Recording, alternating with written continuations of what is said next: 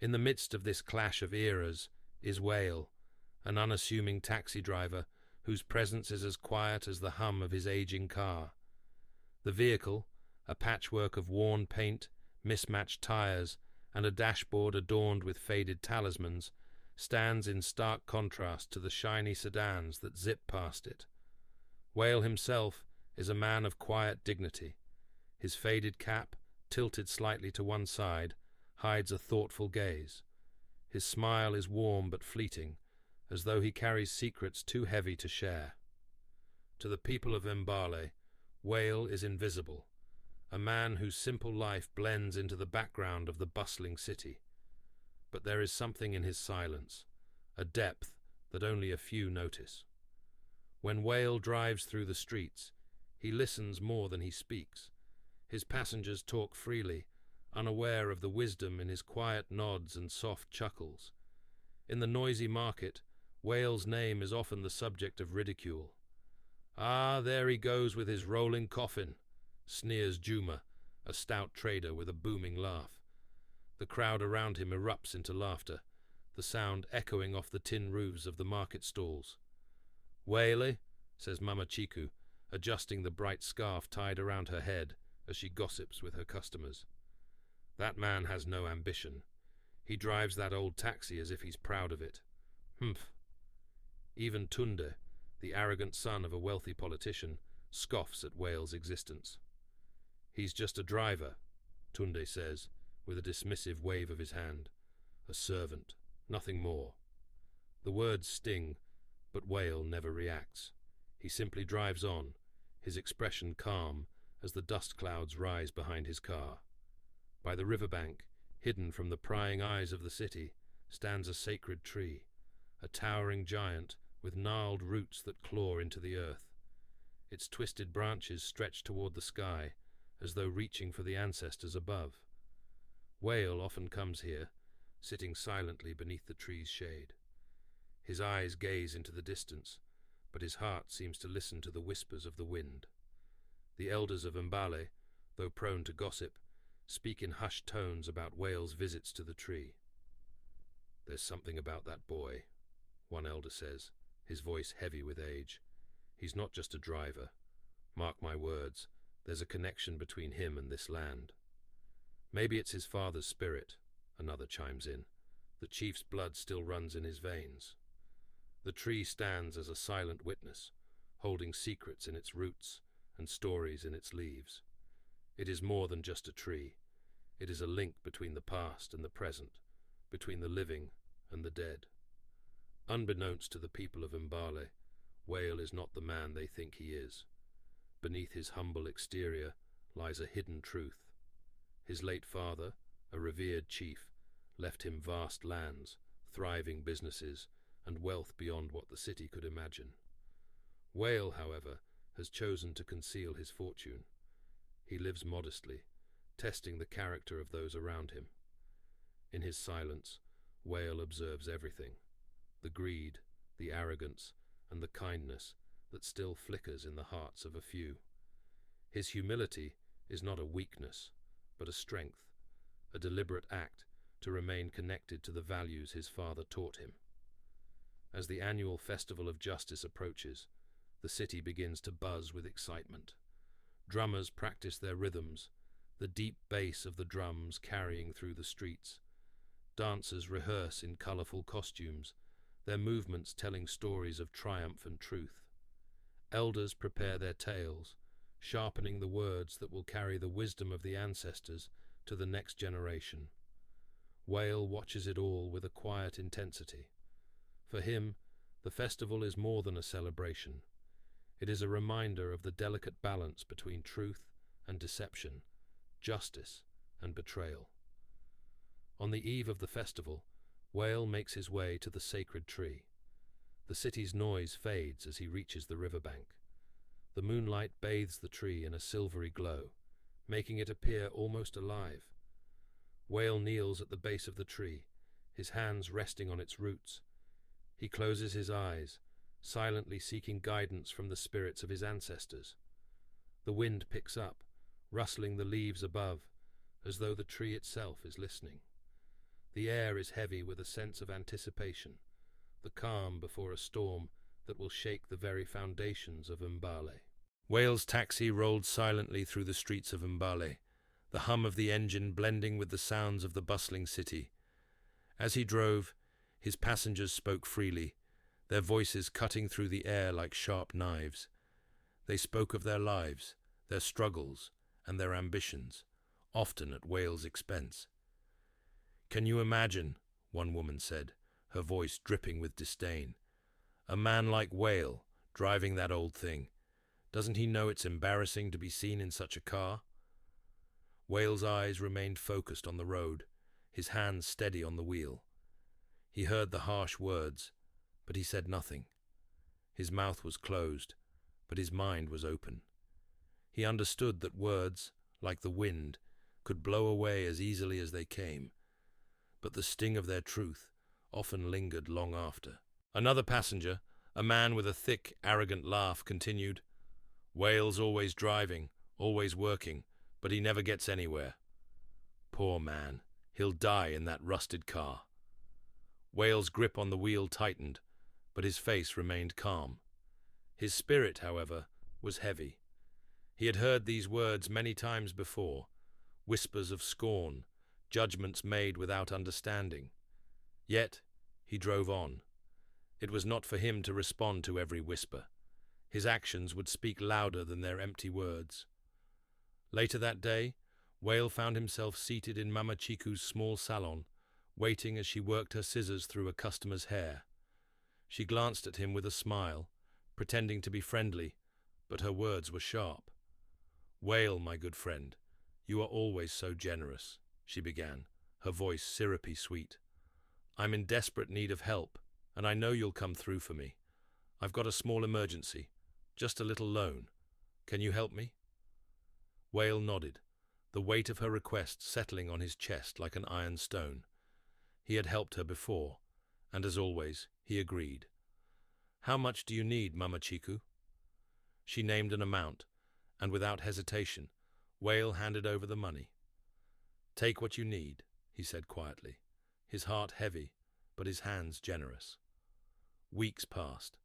Wale did not ask for repayment, trusting that Mama Chiku's word was enough. Yet, when he passed her salon one day, he overheard her mocking him to her friends. "That fool Wale," she laughed, her tone cruel. "He thinks everyone respects him just because he's always giving. What a poor beggar, handing out money like it means something. Does he not know his place?" Wale stopped in his tracks. The sting of her words cut deeper than any insult, but he said nothing.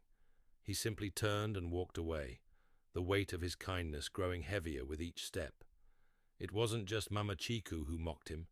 Juma, the boastful market trader, had his own cruel game to play. Wale had taken his taxi to Juma's stall to have the car repaired. Juma's hands were skilled, but his heart was greedy. When he handed Wale the bill, it was far more than the agreed-upon price. "Ah, Wale," Juma laughed, his round face gleaming with satisfaction. "You're so foolish. You can't even tell when you're being overcharged. But you'll pay it, won't you?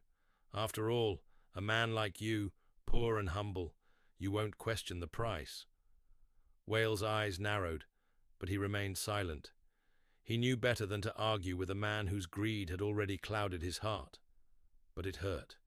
It hurt to be seen as nothing more than a fool, someone who could be taken advantage of without a second thought. The worst came from Tunde, the son of a wealthy politician. After a long ride, Wale pulled up to Tunde's house, expecting to be paid. But Tunde, looking down on him with disdain, waved his hand dismissively. "Pay you?" Tunde sneered. "For what? You're just a driver. A man like me doesn't owe anything to a man like you." Wale's heart sank, but his lips remained sealed. He had driven Tunde to the politician's mansion, but in Tunde's eyes, he was just a servant, someone invisible, someone who didn't matter. Wale drove away, the injustice of it all weighing heavily on his heart. The city was full of people like Tunde, people who saw power and status as the only measure of a man. Wale, however, knew that true power came from within. That evening, Wale parked his taxi by the sacred tree, the same tree that had watched over the village for generations. The air was thick with the scent of earth and the rustle of leaves, as if the tree itself was alive, listening to the troubles of the world. Wale sat in the silence, his heart full, but his mind quiet. He reflected on the day's events, the ridicule, the deceit, the arrogance. His spirit ached, but he refused to let it break him. He closed his eyes and whispered softly to the wind. "Ancestors, give me strength," he said, his voice carrying like a prayer. "Guide my heart, for the road ahead is heavy, but I will carry it. I will not falter." The wind picked up, and for a moment Wale felt a presence, an unseen hand on his shoulder, a whisper in the breeze. The spirits were listening. He would endure. The Festival of Justice arrived with its usual fanfare.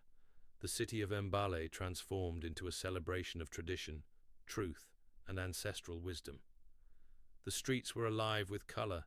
Dancers clad in vibrant robes swirled through the crowds, their movements telling stories of old. Drummers pounded their rhythms, their beats echoing through the hearts of the people. The community gathered in the town square, eager to hear the elders' tales, to be reminded of the values that had once bound them together. Wale stood at the edge of the crowd, his eyes focused not on the revelry, but on the deeper meaning of the festival. The elders spoke of justice, of the triumph of truth over lies, of the consequences of greed and betrayal. Their voices rose and fell like the wind, carrying the weight of generations. Wale listened intently, feeling the power of their words settle into his heart. He knew that the festival was not just a celebration. It was a reminder, a call to the community to remember their roots, to honor the wisdom of the past. As he listened to the stories, Wale's resolve grew. The time for action was drawing near. Later that evening, as the festival's central ritual began, the elders gathered around the sacred fire. With hands raised, they called upon the spirits of the ancestors to guide the people of Mbale, to reveal hidden truths. The air grew thick with anticipation. The crowd hushed as the flames flickered. Wale stood at the edge of the gathering, his eyes closed, his heart heavy with the injustice he had witnessed. The wind rustled through the leaves, and Wale felt a chill run through him. The spirits were speaking. He could feel it, but he had one more step to take. As the night deepened, Wale made his way to the sacred tree once more. The moonlight bathed the tree in an ethereal glow, casting long shadows across the ground. There, beneath the branches, he overheard Tunde and Juma, their voices low and conspiratorial. "You know what we must do," Juma said, his voice filled with greed. "The land by the river, near the sacred tree, it's worth a fortune. We'll sell it, and no one will ever know." Tunde laughed, his voice cold. "The people don't care about the land. They care about power. If we move quickly, we can make a fortune. No one will stop us." Wale's heart burned with anger, but he remained hidden in the shadows, listening to their treachery. The land they spoke of was sacred, a place of great spiritual significance. To sell it would be to dishonor the ancestors themselves. He turned to the tree, his hand pressed to the rough bark. "Ancestors, I will protect this land," he whispered. "I will not let greed destroy what you have built." The wind whispered in response, and Wale knew that the time had come to take action. The battle for justice was about to begin. The air was thick with anticipation, the evening sky darkened by the weight of the moment. The Festival of Justice had reached its climax, and the community stood gathered around the sacred tree by the riverbank, the heart of Mbale. The vibrant sounds of drummers had faded, and the crowd fell into a deep, respectful silence. The elder, a figure both revered and wise, stepped forward, his feet slow and deliberate, his staff tapping gently against the earth. With each step, the murmurs of the crowd quieted, as though the land itself was holding its breath. The elder raised his hands to the heavens, his voice deep and powerful, as he began the ritual. "Ancestors, spirits of our forebears, hear my call," he intoned, his voice carrying across the gathered crowd. "Guide us now. Reveal the truths that have been hidden, for the time of reckoning is upon us. Let justice be served, and let the rightful be known." The crowd's eyes were fixed on the sacred tree, its gnarled roots burrowing deep into the earth, its branches reaching toward the sky as though it could touch the spirits themselves. The air was still, heavy with expectation. A sudden gust of wind swept through the gathering, carrying the scent of rain, the leaves of the tree rustling as though whispering secrets to those who would listen. The wind howled like a voice from the beyond, and in that moment, the crowd knew something was about to happen. Then, with a sharp crack that echoed through the valley, a bolt of lightning struck the sacred tree. The flash illuminated the night sky, casting long shadows across the land. As the light faded, the crowd gasped. Beneath the roots of the ancient tree, a hidden chest had been revealed, its wood worn and aged, but its presence undeniable. The elder moved toward the chest, his hands trembling with reverence. He knelt before it, lifting the lid with care, as though he was unearthing something sacred, something that had been waiting for this very moment. Inside the chest lay ancient documents, their edges frayed by time, but their contents clear. The elder picked them up carefully, his eyes scanning the faded ink. One by one, he held them up for the crowd to see.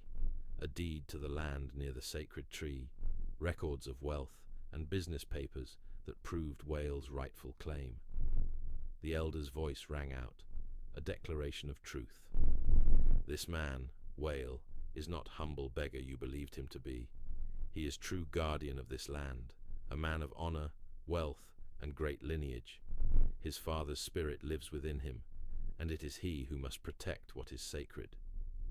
The crowd stood in stunned silence, their eyes wide with shock. Faces that had once looked at Wale with scorn now reflected guilt, regret, and shame. Whispers rippled through the gathering like the wind across the river. "Is it true?" A voice trembled from the crowd. "Did we mock him all this time?" "I remember now," another voice said. "His patience, his kindness. How could we have been so blind?" In the midst of the whispers, Mama Chiku, Juma, and Tunde were pulled forward, their faces flushed with shame as the elder's gaze fell upon them like a heavy hand. "You, who mocked him," the elder began, his voice stern. "You, who took advantage of his humility, who betrayed his trust. You stand here now, exposed for all to see. Your greed and cruelty have stained the name of this community." Mama Chiku lowered her head, her once proud demeanor shattered. Juma fidgeted nervously, his pride gone, and Tunde, who had once stood tall, now seemed a mere shadow of himself.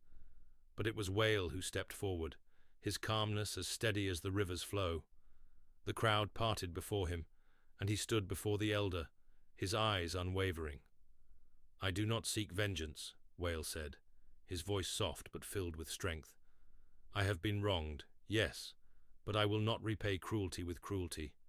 Instead, I ask that we all learn from this. Let us remember the values of humility, respect, and compassion. Let this be a lesson to all of us." The crowd fell silent again, the weight of Wale's words settling deeply into their hearts. Here was a man who had faced betrayal and deceit, yet he chose the path of forgiveness, the path of wisdom. "I have not come to judge," Wale continued, his eyes sweeping over the community. "I have come to remind us all of the values we hold dear, of the wisdom of our ancestors. We must not let greed cloud our hearts. We must not let arrogance blind us to the truth. Only then will justice prevail, and we will be worthy of the land and the spirits who guide us." As Wale spoke, a dream seemed to take hold of him. His voice grew more profound, his words flowing from a deep place. "Every night I spoke to my father in dreams," he revealed. "His spirit guided me, reminding me that this land is not just earth and soil. It is the heart of our people. It is the blood of our ancestors." The crowd listened, captivated by the weight of his words. In the quiet of his confession, they could feel the presence of something greater, the spirits of their forebears, watching, waiting, guiding. And then, as if in response to Wale's words, a gentle rain began to fall. It was soft at first, a light mist that kissed the earth, but soon it grew stronger. The rain washed away the dust of the land, and with it, the stains of arrogance and greed.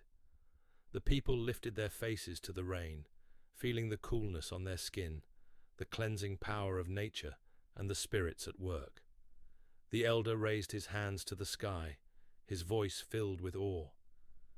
The rain falls as a cleansing force, washing away the lies, the shame, the guilt. It is the spirit of renewal, the gift of redemption. As the rain continued to fall, the community stood united, their hearts lighter, their minds clearer. In that moment, they understood the true meaning of justice, not just in the revelation of hidden truths, but in the power of forgiveness and renewal. And so, the story of Wale and the sacred land was passed down through the generations, a tale of betrayal, truth, and redemption, a reminder that justice does not come with force or anger, but with humility, patience, and the wisdom of the ancestors. The rain washed the earth, and the people of Mbale were cleansed, their hearts renewed, ready to begin anew. The morning after the storm had passed, the land of Mbale was soaked in the coolness of renewal. The rain had washed away the dust of old betrayals, but it also brought with it the promise of a fresh start.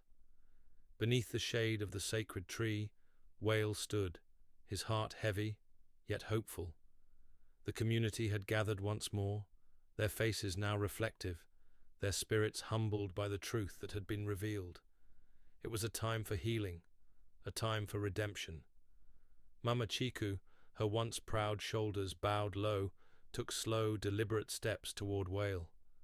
The weight of her guilt was evident in her eyes, and her hands trembled. The crowd parted to allow her space, but no one spoke. It was clear this moment belonged to her and to the man she had wronged. "Mama Chiku," Wale said softly, his voice steady but filled with the sorrow of what had passed. "Do you seek peace?" With tears streaming down her face, Mama Chiku knelt before Wale. The murmurs of the crowd ceased as the woman who had once mocked him with cruel words now humbled herself in the dirt before him. "Wale, my heart is burdened with shame," she whispered, her voice breaking. "I spoke words I did not mean, and I turned my back on your kindness. I have wronged you, and I am sorry." She bowed her head even lower. "I promise to repay the debt I owe you, but more than that, I vow to change my ways. I will seek the counsel of the elders, for I know I must live honorably, as they have taught us. Please forgive me." Wale, his heart filled with empathy, extended his hand to her. "The past cannot be undone, Mama Chiku," he said gently, "but through your words today, I see that you seek to make things right. I forgive you, and I welcome your change." The air felt lighter, as though a burden had been lifted from the land itself. But there was more healing yet to come. Juma, who had been standing at the edge of the crowd, shifted uncomfortably, his eyes darting between the people. His heart pounded in his chest, for he knew he could not leave without facing the consequences of his deceit. With a deep breath, he stepped forward, his head bowed in shame. The once strong and boastful trader was now a man broken by his conscience. "I have wronged you, Wale," Juma confessed, his voice low and regretful. "I cheated you, exploited your kindness for my own gain. It was wrong, and I cannot stand before you without acknowledging my sins." He paused, taking in the weight of his own words. "I will fix your taxi, Wale. I will repair it for free. It is the least I can do to show you that I am truly sorry. Let this be my act of repentance." The crowd was silent, watching closely as the once proud market trader bent his head in the most humble of gestures. Wale nodded, his face unreadable. "I accept your apology, Juma, and I trust that your actions will prove your sincerity," Wale responded, his voice calm but full of wisdom. "May this be a lesson for all of us." Now, all eyes turned to Tunde. The son of a powerful politician, Tunde had once stood in the highest circles of Mbale's society. His arrogance had been as great as his father's influence. But now, as the weight of his wrongs came crashing down, he could no longer stand tall. His father, the respected politician, stepped forward, his face stern. "Tunde," he said, his voice firm and commanding, "you are my son, but you have dishonored yourself, your family, and this community. You must make amends for your actions, or the damage will be far greater than any title or power you hold." Tunde stood, his body stiff, his eyes downcast. He took a deep breath before stepping forward, his knees trembling. The people of Mbale, who had once feared his arrogance, now watched in silence, awaiting his words. "I have been wrong," Tunde said, his voice shaky. "I disrespected Wale. I dismissed him as insignificant, and I failed to see the value of his kindness. I was foolish." He bowed deeply before Wale and the community, a gesture of humility that did not come easily to him. "I promise to make things right. I will dedicate myself to serving this community, to earning back your trust. I will work for the people, not for my own pride." The crowd murmured, and the tension in the air softened. Wale looked at Tunde, and though his heart carried the scars of Tunde's disrespect, he nodded in acceptance. "May your actions show the truth of your words, Tunde," Wale said. "Do not let your father's power define you. Let your deeds be the measure of your worth." With the apologies now spoken, a new chapter began for the community of Mbale. Wale, no longer a humble taxi driver, stood before them as a man of great wealth and influence. But he had not forgotten the lessons of humility that had shaped him. Wale's wealth, inherited from his father, was now being used to uplift the entire community. He poured his resources into building schools, repairing the roads that connected Mbale to the world beyond, and providing resources for the small farmers and artisans who had long struggled to make a living.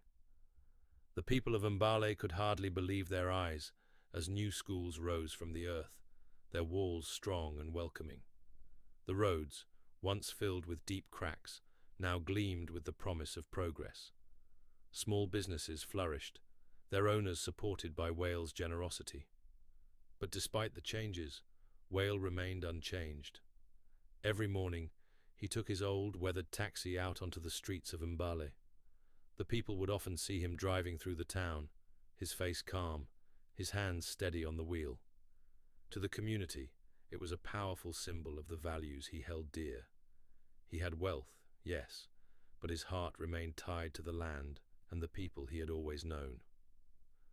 One evening, as the sun dipped low in the sky, the elder gathered the community once more by the sacred tree. The crowd was quiet, waiting for the elder's final words. His voice, deep and full of wisdom, echoed through the space. "Today, we stand united," the elder began, his eyes sweeping across the gathered faces. "The spirits have shown us what is truly valuable. It is not the gold in our hands, but the gold in our hearts that defines us. Wale has shown us this truth. His wealth is not measured by the riches he holds, but by the kindness he shares." The elder's gaze sharpened, his words piercing the hearts of those who listened. "Let us remember, children of Mbale, that true greatness lies not in what we possess, but in how we uplift one another. The wisdom of our ancestors lives in us. Let us walk the path of humility, respect, and kindness, for only then will we be worthy of the land and the spirits who guide us." As the elder's words hung in the air, the community bowed their heads, understanding the depth of the lesson. They had learned that redemption comes not from wealth or power, but from a heart that seeks to heal, to forgive, and to make things right. And so, Mbale was transformed, not only by the material changes brought by Wale's generosity, but by the spiritual transformation of its people. The community embraced the values of respect, humility, and kindness, ensuring that the legacy of their ancestors would live on in their hearts and actions. The story of Wale, the humble man who had once been mocked, now stood as a beacon of redemption, a reminder to all that in the end, it is not our wealth, but our hearts that carry the true measure of our worth. Thank you for joining me on this journey. We've seen the power of redemption, the strength in forgiveness, and the wisdom of our ancestors. May these stories remind us all of the values that bind us together. If you've enjoyed this journey, don't forget to subscribe. Join us as we continue to honor the tales of our ancestors and the lessons they bring for today. Until next time, stay grounded in kindness, and may the spirits guide you.